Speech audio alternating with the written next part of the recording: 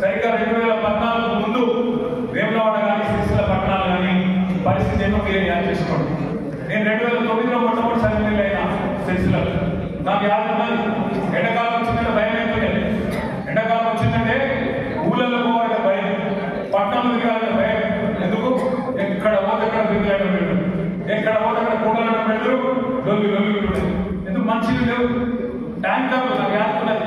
నేను మొదటిసారి ఎమ్మెల్యే అయినప్పుడు నా సొంత ఖర్చులతో 4-7 ట్యాంకర్లు పెట్టి లారీలు పెట్టి ట్యాంకర్లు పెట్టి సొంత ఖర్చులతోని ఆ రోజు గల్లీ నీళ్ళు వేయాల్సిన పరిస్థితి వచ్చింది. సొంత ఖర్చులతో మోటార్లు బోర్లు వేయించినాం. ఆనాడు 2009 నుంచి 2014 వరకు అప్పుడున్న ప్రభుత్వం కాంగ్రెస్ ప్రభుత్వం పట్టించుకోకపోతే ఇక్కడ ఉన్న ఎమ్మెల్యేలు సొంత ఖర్చులతోని పైసలు పెట్టుకొని పనిచేసింది. కానీ 2014లో ఎప్పుడైతే తెలంగాణ వచ్చిందో 2014 నుంచి 23 డిసెంబర్ వరకు దాదాపు 9.5 సంవత్సరాలు మనం ఎన్నడూ ఇది కాంగ్రెస్ కౌన్సిలర్ వాడు, ఇది టీఆర్ఎస్ కౌన్సిలర్ వాడు చూడలేదు. సంకుచిత రాజకీయ ఎక్కడ ఉన్న ప్రజలు మన వాళ్ళని మేలు చేయాలని చూసి ఆ రకంగానే పనిచేసింది. కాబట్టి ఇలా వేములవాడ అయినా సిరిసిల్ల అయినా రాష్ట్రంలోని 142 మన హయాంలో ఉన్న మున్సిపల్ పట్టణాలు అన్నింటినీ కూడా సమదృష్టితో చూసినాం. కాబట్టి ఇలా మీరు కరీంనగర్ పోయినా అద్భుతంగా కొత్తదాన్ని కనబడుతుంది. సొప్పదండి దాన్ని రవిశంకర్ గారు చిన్న గ్రామ పంచాయతీ మున్సిపాలిటీ చేసింది. ఒకరోజు నా దగ్గర నుంచి డబ్బులు అడిగింది. అన్న నాకు రోడ్డుకు మధ్యలో డివైడర్ కావాలి, లైట్లు పెట్టాలి, పైసలు కావాలి. ఆడే పైసలు లేవని చెప్పి రోడ్డు ఆయన ఒప్పుకోలేదు.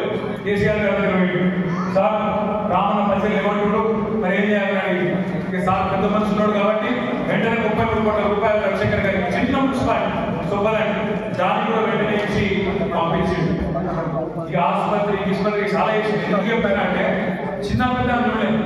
కరీంనగర్ కార్పొరేషన్, రామగుండం కార్పొరేషన్, పెద్దపల్లి ఒక చిన్న గ్రామ పంచాయతీ దాన్ని మున్సిపాలిటీ చేసుకున్నాం, జిల్లా కేంద్రం చేసుకున్నాం.